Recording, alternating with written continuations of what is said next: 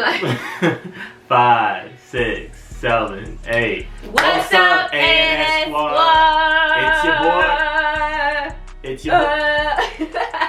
your boy AJ and your girl. It's Shy.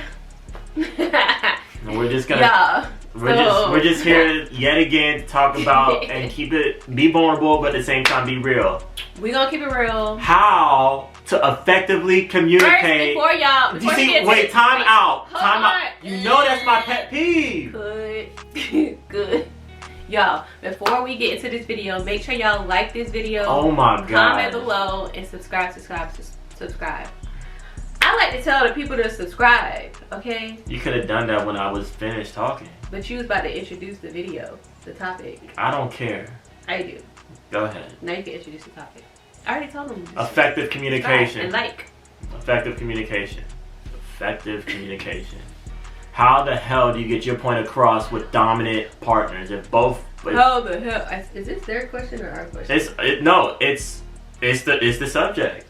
You changed the subject before we got into the video? No, it's effective communication. It's easy when easy in a relationship when both parties understand their role. I feel like if a partner is submissive versus dominant, naturally things just flow. But for our relationship, again, you can't speak for everybody else's. We are both dominant. And it is extremely challenging, critical when it comes to effective communication, not to have emotions evolve. Yep. So how do you do that with me? Let us know how y'all do that in the comments, and then we're gonna express how we do that. I mean, for me personally, I try not to take things serious all the time. Like when he's talking, or if I know he's like in a serious mode, I try not to take it too personal, because I feel like if there's two people that are upset with each other and they're mad, like if both of us is mad, it's really not gonna get anywhere. So I try not to take everything serious. That's how I feel like, I'm able to deal with the dominant side of him trying to communicate with me. I'll say for me, it's part of two individuals listening to each other is literally just taking the time to study and understand their language. And it's something that doesn't happen overnight. There's been times where through conversations, through dialogues, through conflict, that I would have to hear through repetition the way she learns. For example, I know she shared with me when it comes to... Yeah, I'll share with you what I shared with him. So I was telling him the other day, we were having this like communication thing. I mean, I'm the one who brought it up. But this is a perfect example. I shared with you how I effectively am able to listen to you for my communication. So don't share with them my way of expressing to you. Let me share my own way with them. Y'all. So I'm sharing with him. I'm being really patient right now. He is, which is not normal, but I'm thankful for it. But I was sharing with him, like, for me to like effectively, communicate and understand him. I'm a visual learner, so we all have our different ways of learning. You can be a visual learner, auditory, whatever the case may be.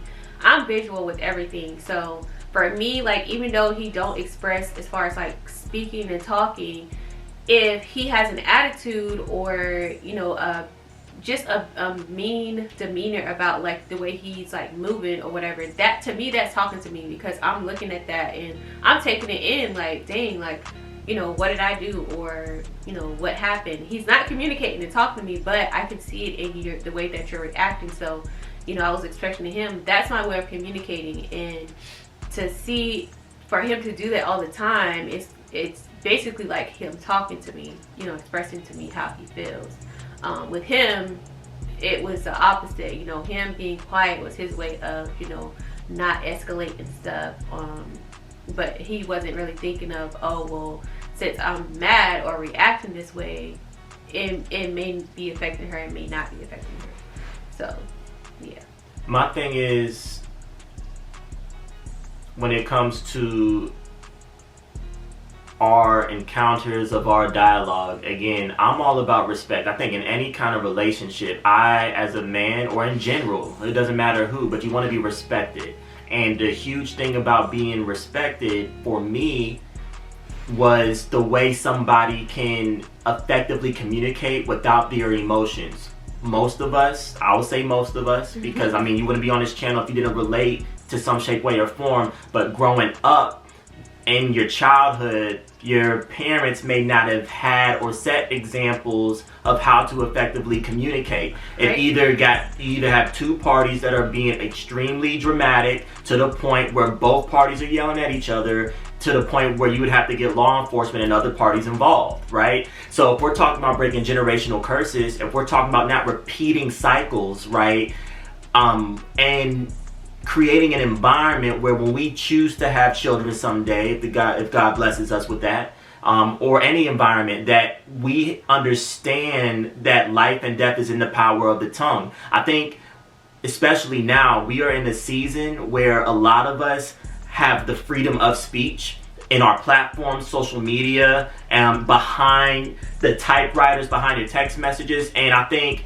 people are so free due to previous leadership of just saying whatever you want to say, where people aren't listening to each other. And I think at the end of the day, when two individuals that genuinely love each other, find ways to do more listening rather than projecting their ideas of what they think is best, if two parties are willing to love each other and listen to each other, then you can evolve. And I think that's what works well for us, because everybody is different.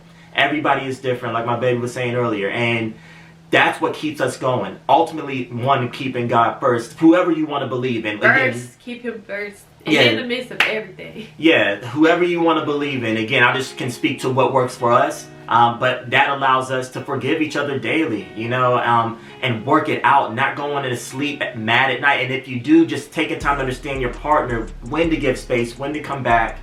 And I think, you know, the beautiful thing about our journey is it's an ongoing learning process. We understand that, hey, we're not perfect, we're going to fall short, but we can always adjust. Why? Because that's what love's all about. It's unconditional, man. Oh, you want to be all sweet at the end, like.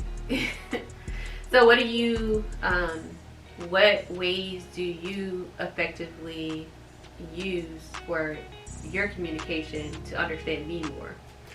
For my communication, to understand my baby a lot more would be, one, knowing that she's expressed to me that she's a visual learner. I learned that her being a visual learner, it's not necessarily what I say or how eloquently it may sound.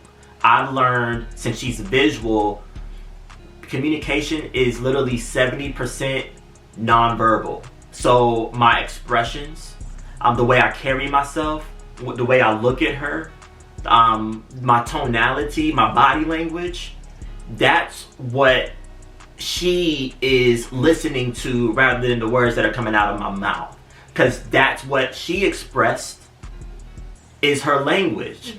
And so I had to learn, okay, I don't care how eloquently it sounds or I'm trying to prove a point. That's not her love language. It's me proving my case. Her love language is me keeping my composure, being cool, calm, and collective, and showing through my aura that I'm listening to her. And if I maintain that, she'll then be willing to listen to what I have to say. But if I'm mean mugging, if I ain't looking at her, you know, if I'm just like, I don't want to talk, but my body language, she's not gonna listen. But I have to learn that, because again, my love, like the way I learn is I'm auditory, so I have to hear. And what a lot of us men do, again, I would say a lot of us, we are learning through trial and error. The whole time I felt like I was going through a brick wall, because I'm trying to prove my case to her, like my situation, how I feel, what I think. And it's like, it's not, at times it wouldn't get to her. Why? Because I'm communicating to her the way I would like to be communicated. But we're two different individuals. We're two totally different individuals. And I think one of the things that helped us is adjusting, growing, and learning based on how we receive information. And I feel like a lot of people usually do that. Like, whatever your love language is, you tend to do that for the other person, expecting it in return, when really it's like, you know, you need to learn their love language and actually love them the way, you know, they want to be loved, not the way you want to be loved. And that happens. Like, I feel like it's a natural thing, because there's certain things that I do, you know, for myself that I may do for him, you know, knowing that I want that in return, but it's not there, you know. So I feel like it's a work in progress with a lot of us. But it's just knowing, you know, when to say, okay, I'm loving you the way I want to be loved, not the way you want to be loved. And that's something that we had to realize, to love each other, you know, the way we wanted to be loved.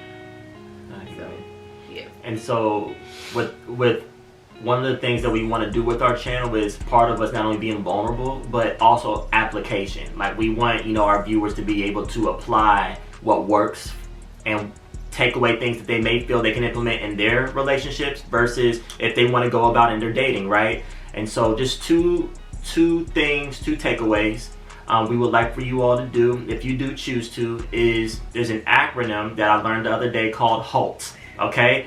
HALT. My baby, she's going to edit it. She's going to put it here or here. HALT. I ain't say all that now, but alright. Alright, HALT. HALT. This is an acronym that whenever you are any of these 5 words, you do not make effective decisions. So something for you to be aware of, okay? 5 words in the letters for HALT. H stands for, if you're hungry or hurting, you're gonna more than likely make an irrational decision. A, if you're angry, you're gonna make an irrational decision. L, if you're lonely, you may make a destructive decision. And T, if you're tired. How many words that is? How many letters that that's is? 4. 4. But you see, but that's why she's my partner, you know, because she keeps me accountable. So erase that 5th letter. Yeah. 4. HALT. HALT. If you're any of those 4 things, again, take a step back. Yes. A breather. Yes. Before you speak out. Or communicate with that partner. Please. Or with anyone in general. But. HALT. HALT. Because one thing we have learned is once you say something, you can't take it back. You can't take it back. Alright? But yeah, so just let us know how you guys effectively communicate in the comments below. Comment on any other videos you guys would like to see, or any topics you would like us to discuss, and we got you on the next video. Make sure y'all like, comment, subscribe. Till next time. Peace. Peace out.